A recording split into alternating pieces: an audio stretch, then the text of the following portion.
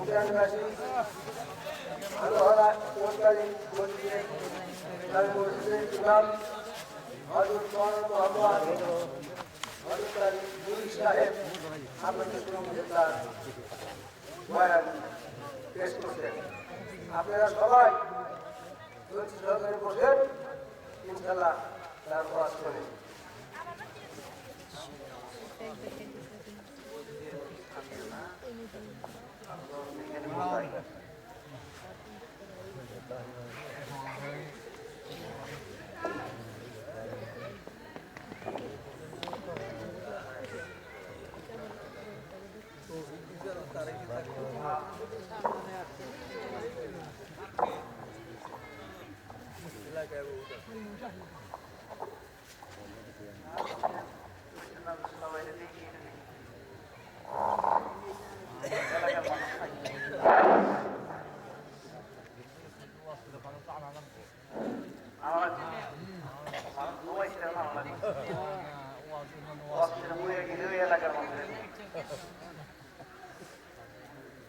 আসসালামু আলাইকুম ওয়া রাহমাতুল্লাহি ওয়া বারাকাতুহু।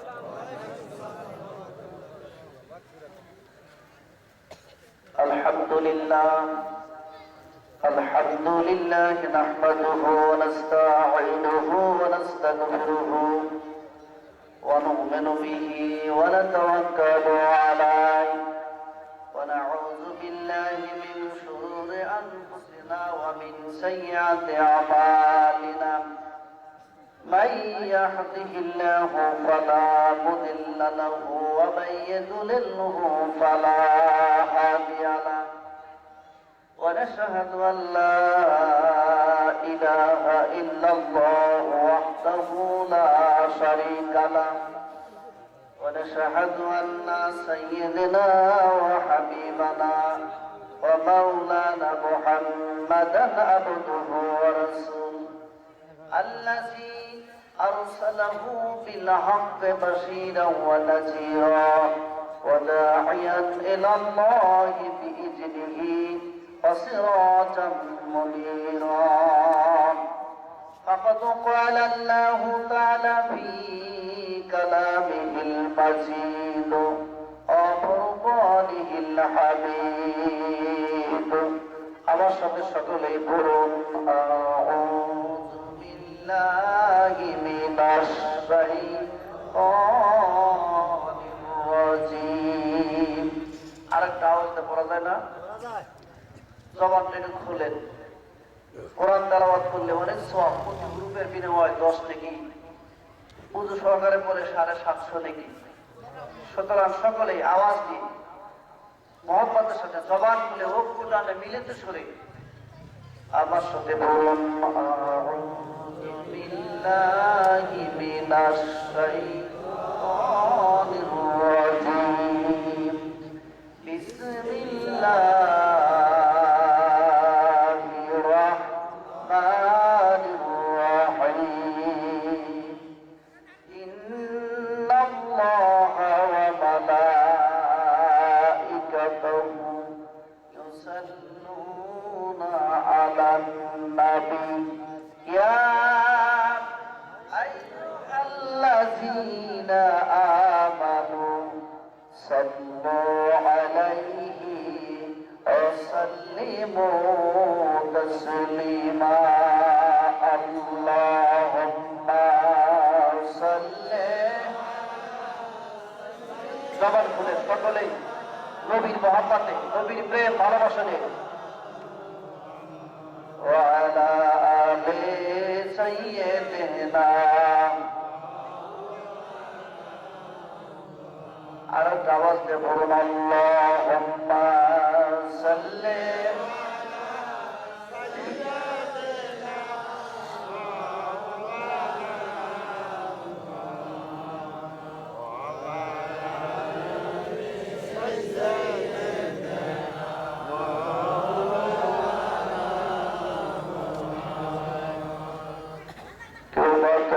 পাগল বলে, কেউ বা বলে জাদুকর, আল কোরআনে প্রমাণ করে নিশ্চয়ই তিনি পয়গাম্বর। আল্লাহুম্মা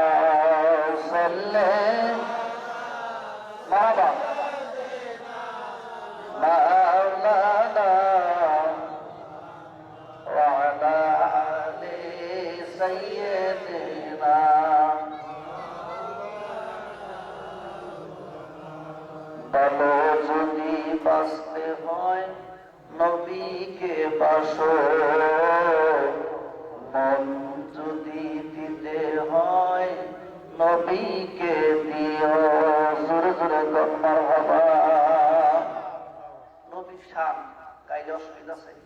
সকলেই নবীর মহব্বতে আমার সাথে বলুন, মন যদি দিতে হয় নবীকে দিও, ভালো যদি বাঁচতে হয় নবীকে বাসো।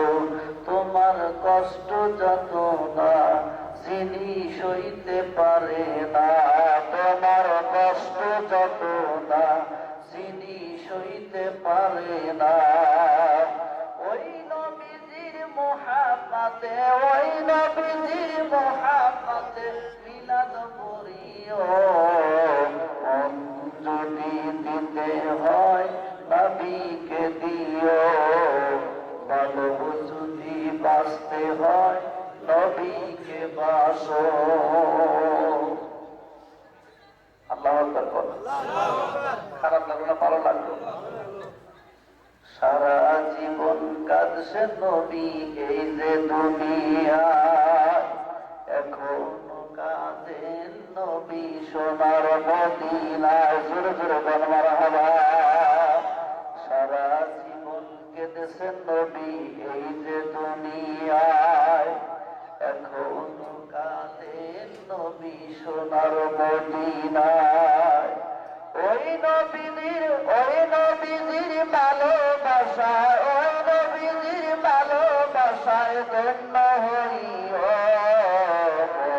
যদি দিতে হয় নবীকে দিও, ভালো যদি বাঁচতে হয়।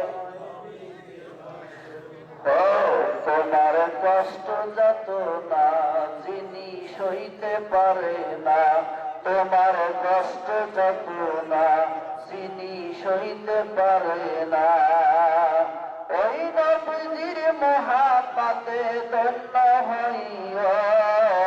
মন যদি দিতে হয় নবীকে দিও, ভালো যদি বাঁচতে হয় নবীকে বাসো।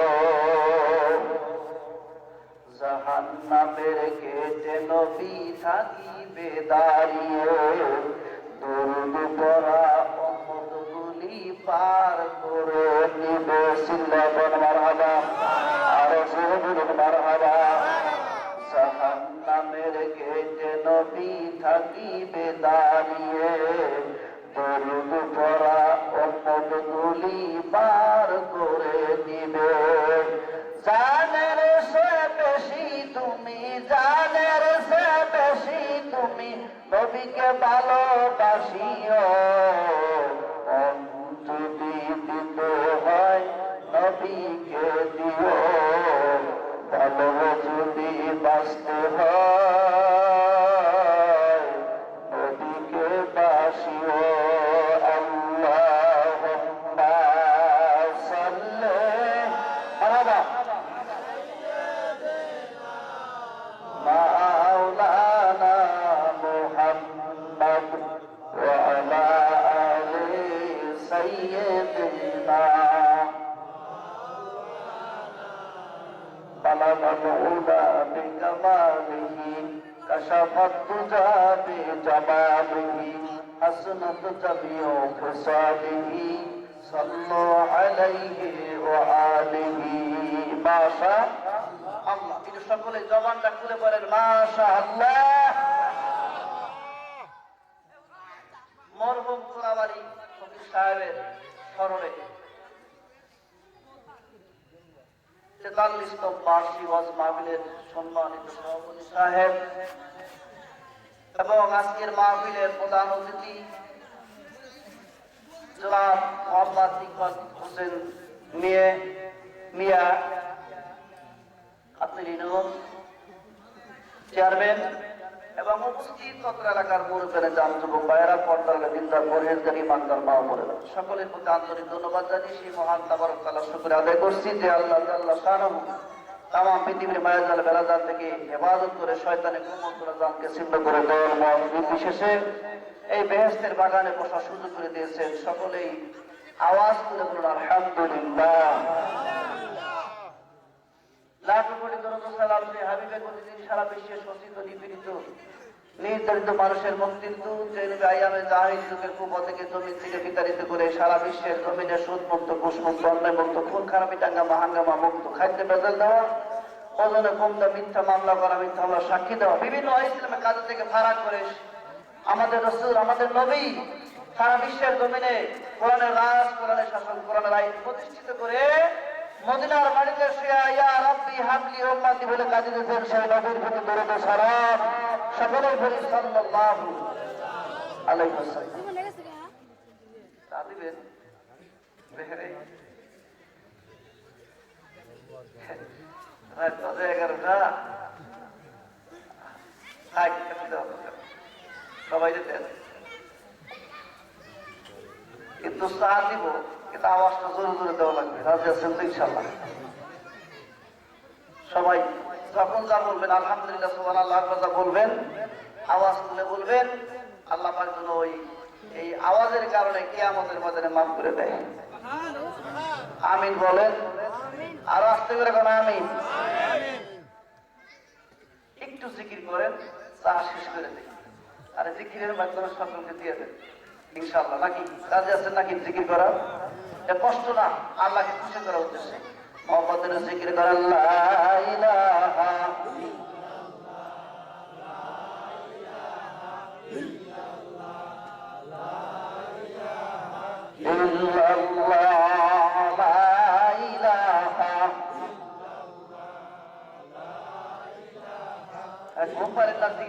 সবাই সবাই সকলে মহব্বতে, নবীর মহব্বতে, আল্লাহর মহব্বতে লা ইলাহা ইল্লাল্লাহ, লা ইলাহা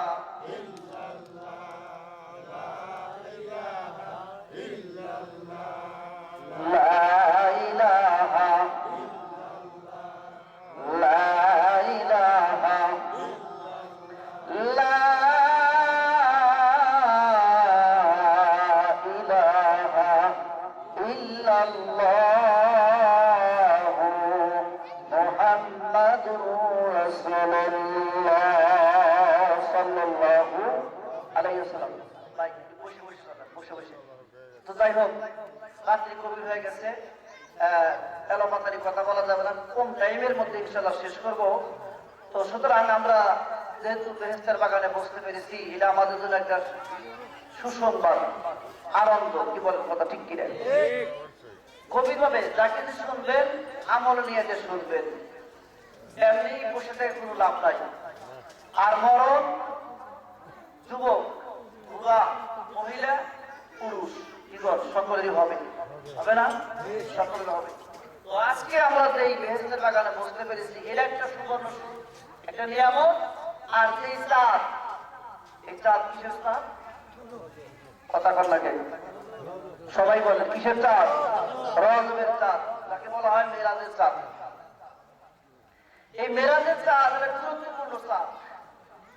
আবার বন্ধুবর্গ, ইব্রাহিম হোসেন জেহাদি অত্যন্ত আমার আপন মানুষ, কাছের মানুষ, দীর্ঘক্ষণ আলোচনা করছেন, কোরআন হাদিস দিয়ে বিভিন্ন দিক থেকে আলোচনা করছেন।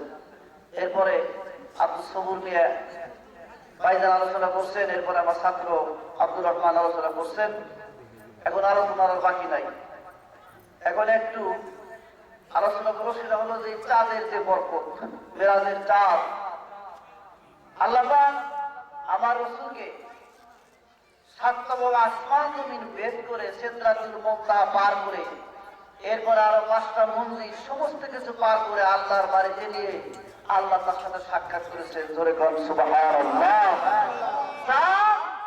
আদম নবী থেকে শুরু করে আজ পর্যন্ত কোন নবী রাসূলের পক্ষে সম্ভব হয়েছে কি? আদম আলাইহিস সালাম থেকে শুরু করে ঈসা নবী পর্যন্ত যত নবী আছে, কোন নবীকে আল্লাহর বাড়িতে যাইতে পারছে? পারে নাই। কিন্তু বিশ্ব নবীকে আল্লাহ পাক তার কুদরত দিয়া, রহমত দিয়া, বরকত দিয়া আল্লাহর বাড়ি পর্যন্ত পৌঁছে নিয়ে গেছেন এবং তার সাথে দিদার করছে, সাক্ষাৎ করছে। জোরে বলেন আল্লাহু আকবার। সুতরাং আমরা অত্যন্ত সৌভাগ্যবান উম্মত, যেটা আমাদের নবী অত্যন্ত দামি, অত্যন্ত মর্যাদাশীল, আল্লাহর কাছে অত্যন্ত দামি, অত্যন্ত মর্যাদাবান। কথা ঠিক না ঠিক? তো এই নবীর উম্মত হয়ে আমরা খুশি না বেটা? কোন নবী আমাদের আগে জান্নাতে যাইতে পারবে না। পারবে? কিন্তু কথা বলেন, কেউ জান্নাতে যাইতে পারবে না যতক্ষণ পর্যন্ত আমরা তথা এই নবীর উম্মত জান্নাতে না যাবে, ততক্ষণ পর্যন্ত কোন নবী রাসূল জান্নাতে যেতে পারবে না। সুতরাং এই নবীর ইজ্জত আল্লাহর কাছে কম না বেশি? নবী হলো হায়াতুন নবী। কি বলেন, ঠিক না ঠিক? যে যার নবী হায়াতুন নবী। এই নবী কোনদিন মরেও নাই, কোনদিন মরবেও না। আল্লাহু আকবার। তো যখন রাসূলের বয়স মায়ের গর্ভে মাত্র 6 মাস। কয় মাস? সকলে বলে কয় মাস? 6 মাস। তখন রাসূলের বাবা দুনিয়া থেকে বিদায় নিয়ে গেছে। হযরতে আব্দুল্লাহ, রাসূলের বাবার নাম কি? আব্দুল্লাহ, বিদায় নিয়ে গেছে। এরপরে যখন মায়ের পেট উদর থেকে পৃথিবীতে আসলেন, মাত্র 6 বছর বয়সে রাসূল মা হারাইছে। রাসূল বলেছেন, আমি মায়ের খেদমত করতে পারি নাই, বাবার খেদমত করতে পারি নাই, বাবাকে দেখে নাই। সুতরাং আমার কোন উম্মত যদি মা বাবার খেদমত করে, আমি রাসূল ঘোষণা করলাম ওই ব্যক্তি আর আমি রাসূল একই জান্নাতের মধ্যে থাকবো। সুবহানাল্লাহ। আর খেদমত আল্লাহ পাক কোরআনে বলেন, ওয়াকাদা রাব্বুকা আল্লা তা'বুদু ইল্লা ইয়াহু ওয়া বিল ওয়ালিদাইনি ইহসানা। সুবহানাল্লাহ। আল্লাহ বলেন, হে আমার বান্দারা, তোমরা কি করো? আমি আল্লাহর গোলামি করো, পায়রবি করো, দাসত্ব করো। এরপরে যে এইটুকু সময় থাকবে, এইটুকু সময় তোমার নিজ পিতামাতার খেদমত করো। আল্লাহু আকবার। যাদের নাই তারা কি পারবেন? আর যারা আছে তারা বুঝতেছে না। মা বাবা যাদের আছে তারা বুঝতেছে না, যারা হারাইছে তারা কোনদিন পাবে না, শুধু আফসোস করতে হবে। সুতরাং রাসূলের বাবাও যখন চলে গেলেন, রাসূলের দায়িত্ব দিলেন তার দাদা আব্দুল মুত্তালিব। আব্দুল মুত্তালিব যখন দুনিয়া থেকে বিদায় নিলেন, তখন দায়িত্ব দিলেন তার চাচা আবু তালেব। আবু তালেব যখন বিদায় নিলেন, তখন দায়িত্ব দিলেন কে? রাসূলের স্ত্রী মা খাদিজাতুল কুবরা। সুবহানাল্লাহ। মা খাদিজাতুল কুবরা যখন দুনিয়া থেকে বিদায় নিলেন, তখন রাসূল হয়ে গেলেন একা। আর তাকে দেখাশোনার মতো কেউ, তাকে ছায়া দান করবে, আশ্রয় দান করবে, সাহায্য করবে, সহযোগিতা করবে, এরকম মানুষ একজনও হলো না। আল্লাহ রাসূল ঠিক মতো খানা খায় না, কথা বলে না, এরকম চিন্তাযুক্ত অবস্থায় থাকে। এই জন্য রাসূলের দৃশ্য থেকে ফেরেশতারা আল্লাহকে বললেন, আল্লাহ তোমার আখিরি বন্ধু, তোমার মহাবন্ধু, এই বন্ধুকে তুমি আর কতকাল কষ্ট দিবে? তার তো কেউ নাই। আল্লাহ বলেন, ফেরেশতারা যার কেউ নাই তার আমি আছি। সুবহানাল্লাহ বলেন না? এই পৃথিবীতে যাদের কেউ নাই, চেয়ারম্যান নাই, মেম্বার নাই, ইভেন আর্মি মিডিয়ার কিচ্ছু নাই, তার কি আছে? দরকার কি আছে? আল্লাহ। সুতরাং আল্লাহ বলেন, ফেরেশতারা আমার রাসূলের পক্ষে যদি কেউ না থাকে, কিন্তু আমি আল্লাহ আছি, চিন্তা করো না, আফসোস করো না। কিছুদিনের মধ্যেই আমার বন্ধুকে সান্ত্বনা দেওয়ার জন্য, আনন্দ দেওয়ার জন্য আমি আল্লাহর বাড়িতে নিয়ে আসবো। আল্লাহু আকবার। আর বাড়িতে আল্লাহর যে একটা পাওয়ার, নূরের যে পাওয়ার আছে, এই নূরের পাওয়ারের সামনে যাইতে তাহলে ওই রকম একটা পাওয়ার যুক্ত বস্তু যাইতে হবে। কথা ঠিক না? কারণ আল্লাহ তো হাই পাওয়ার। এখন একটা মানুষ যখন আল্লাহর সামনে যাবে, এরকম পাওয়ার লাগবে না? হযরত মুসা আলাইহিস সালাম তুর পাহাড়ে গেলেন। তুর পাহাড়ে গিয়ে বলতেছে, রব্বে আরনি, আল্লাহ আমি তোমাকে দেখতে চাই। কি বলে, ঠিক না ভাই? ঠিক কথা বলেন না ভাই। আল্লাহ মুসা নবী কি বলছে? রব্বি আরনি, আমি তোমাকে দেখতে চাই।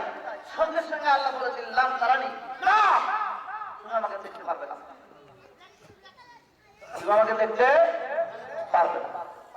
আল্লাহ নবী হযরত মুসা আলাইহিস সালাম থেকে বলে, আল্লাহ গো, ও আল্লাহ, দীর্ঘ একদিন নয়, 2 দিন নয়, 100 বার নয়, 200 বার নয়, 1000 বার নয়, 200 বার নয়, 2000 বার নয়, ও আল্লাহ আমি মুসা নবী তুর পাহাড়ের মধ্যে দাঁড়াইয়া একবার নয়, দুইবার নয়, 1000 বার নয়, 2000 বার নয়, আমি মুসা নবী তোমার সাথে 5000 বার কথা বলেছি। সুবহানাল্লাহ। কতবার?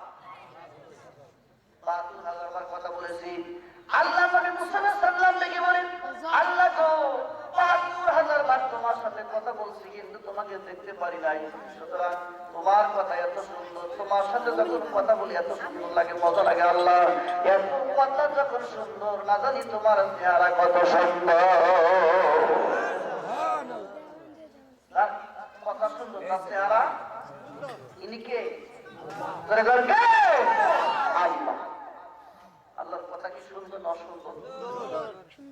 আল্লাহ নবী মুসা আলাইহিস সালাম থেকে বলে, আল্লাহ তোমার কথা এত সুন্দর, না জানি তোমার চেহারা কত সুন্দর। এই জন্য আমি তোমাকে দেখতে চাই। তোমাকে না দেখা পর্যন্ত আমার মনে শান্তি হবে না, ভালো লাগবে না।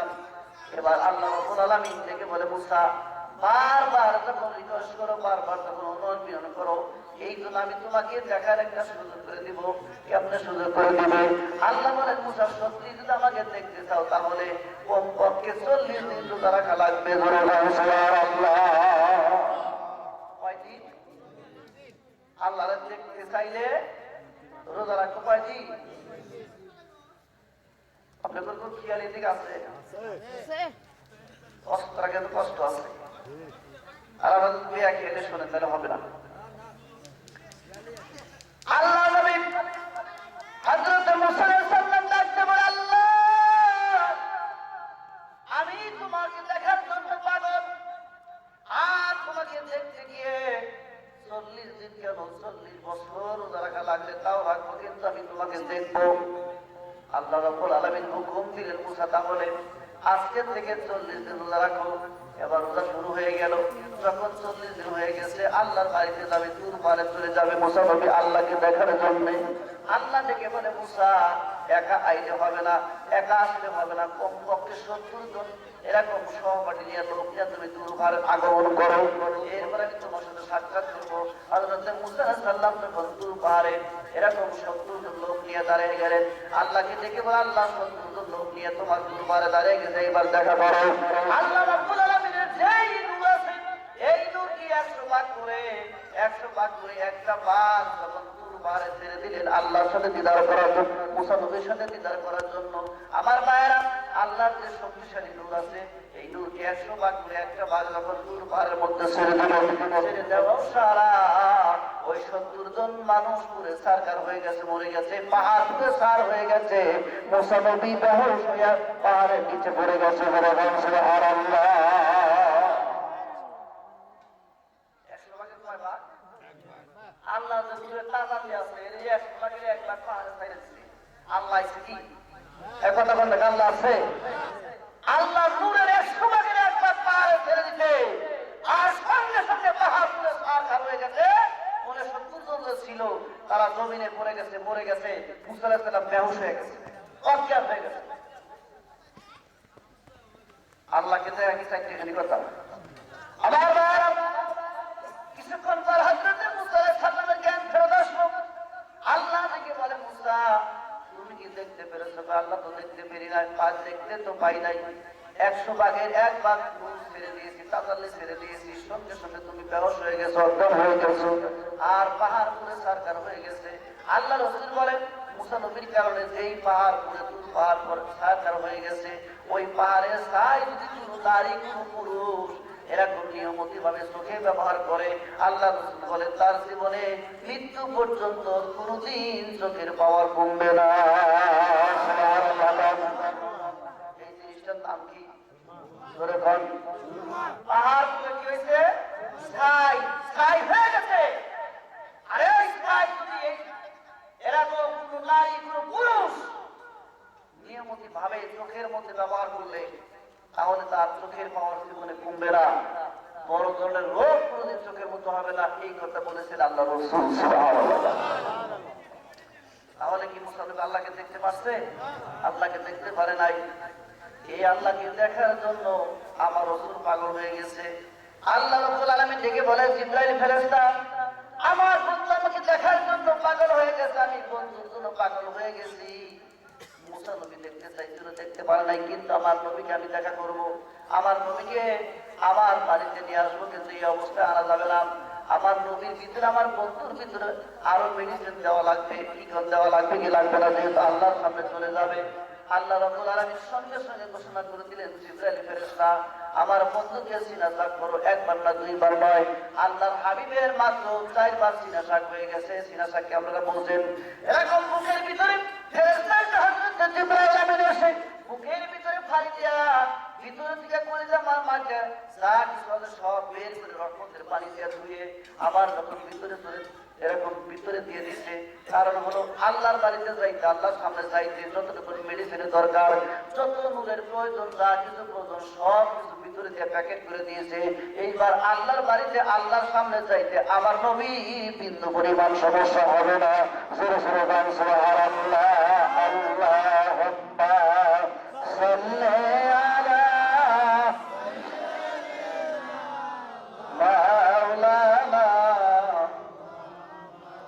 ওয়া আলা আলি সাইয়্যিদিনা।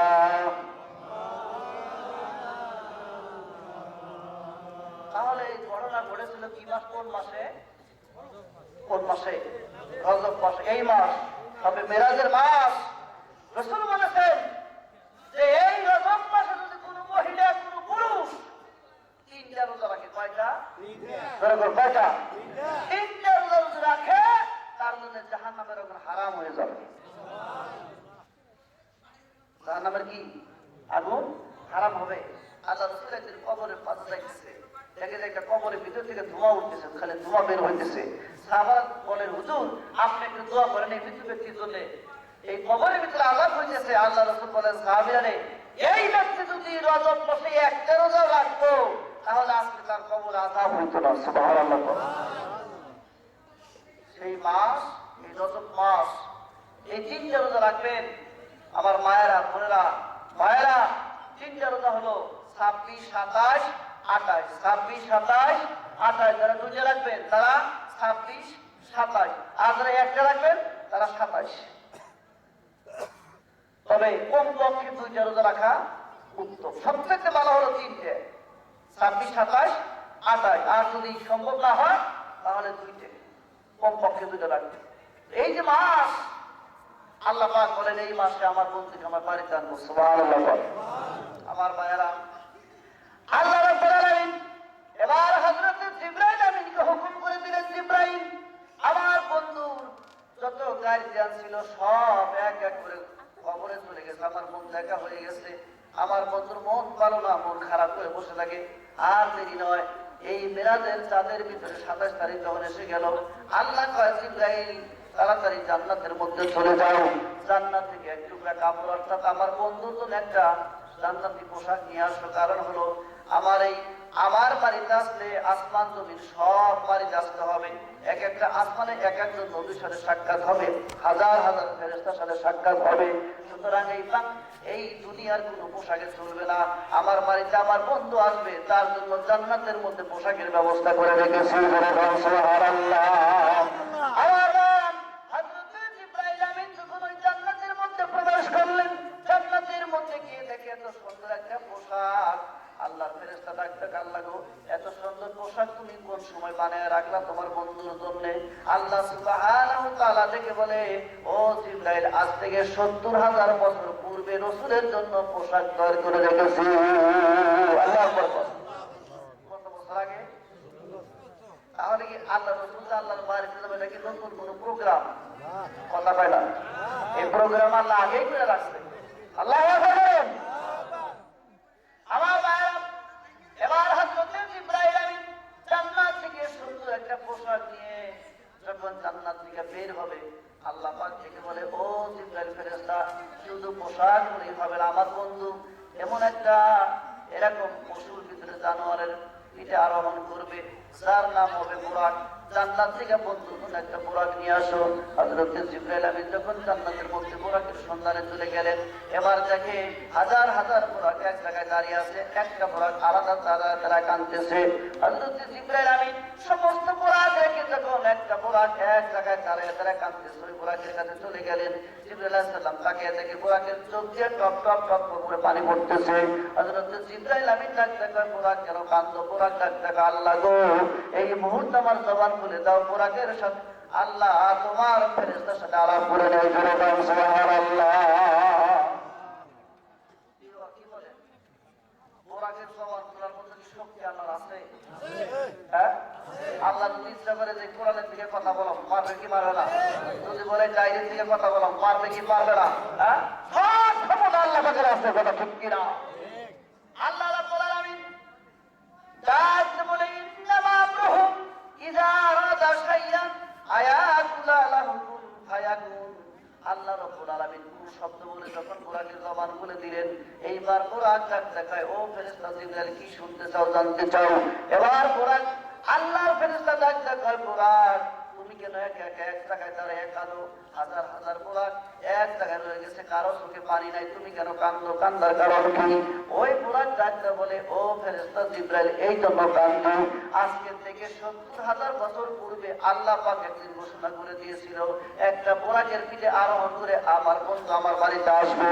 ও জিবরাইল, আমি যখন ওই কথাটা শুনছিলাম ৭০,০০০ বছর পূর্বে, যখন আমি শুনতে পেলাম একটা বোরাকের পিঠে আরোহণ করে আল্লাহ রাসূল আল্লাহর বাড়িতে যাবে, ওই দিন থেকে আমি সমস্ত বোরাকের থেকে ফারাক হয়ে একা একাই এক জায়গায় কাঁদতেছি, রাসূলের প্রেম নিয়ে, মহব্বতকে ভালোবেসে আমি যেন আল্লাহ রাসূলকে নিয়ে আল্লাহর বাড়িতে যাইতে পারি। আজকে সারা বাংলাদেশে রাসূলের প্রেমিক আছে, আছে কি নাই? সব কি সমান? কি কর সমান? এক জাত আছে খালি বেদাত আর বেদাত করে, কথা ঠিক কি না? এই বেদাত বেদাত করতে করতে দেখবেন যে ওরা ঈমান হারা অবস্থায় কবরে চলে গেছে। ঠিক না ঠিক? আমার ভাইরা, এবার হযরত জিবরাইল আমিন ডেকে বলি, ও বোরাক, এই জন্য তুমি কাঁদো রাসূলের প্রেমে, রাসূলের স্পর্শ পাওয়ার জন্য।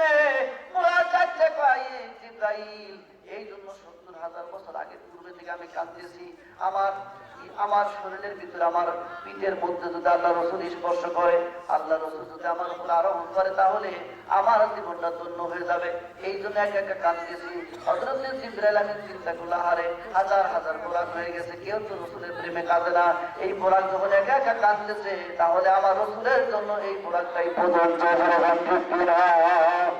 আল্লাহর ফেরেশতা জিবরাইল এবার জান্নাত থেকে একটা বোরাক নিয়ে গেলেন, আর জান্নাতের পোশাক নিয়ে খানায় খাবার ঘরে চলে গেছেন। খানায় খাবার বসে বোরাকরে রেখে আল্লাহ রাসূল এক পায় দুই পায়, রাসূলের ফুফুর নাম হলো উম্মে হানি। উম্মে হানির ঘরে যখন চলে গেছে, আল্লাহ পাক বলে দিয়েছেন, ও জিবরাইল ফেরেশতা, আমার বন্ধু উম্মে হানির ঘরে ঘুমিয়ে আছে। হযরত জিবরাইল আমিন যখন উম্মে হানির ঘরে চলে গেছে, দরজার ভিতরে টক টক করে শব্দ করেছে, শব্দ করার সঙ্গে সঙ্গে হযরত উম্মে হানি ঘরে দরজা খুলে দিয়েছে। হযরত জিবরাইল আমিন যখন ঘরের ভিতরে প্রবেশ করে দেখে আল্লাহ রাসূল ঘুমিয়ে আছে, হযরত জিবরাইল আমিন আল্লাহকে ডেকে বলে, আল্লাহ, তোমার বন্ধু ঘুমের ঘরে আছে, কেমনে করে ডাক দিব? ডাক দিলে বেদম হবে, আমার পক্ষে সম্ভব না। আল্লাহ রাব্বুল আলামিন ডাকতে পারে, জিবরাইল, ও জিবরাইল, ডাক দাও যাবে না, আমার বন্ধুকে কষ্ট দেওয়া যাবে না, আমার বন্ধুর সাথে বেয়াদবি করা যাবে না।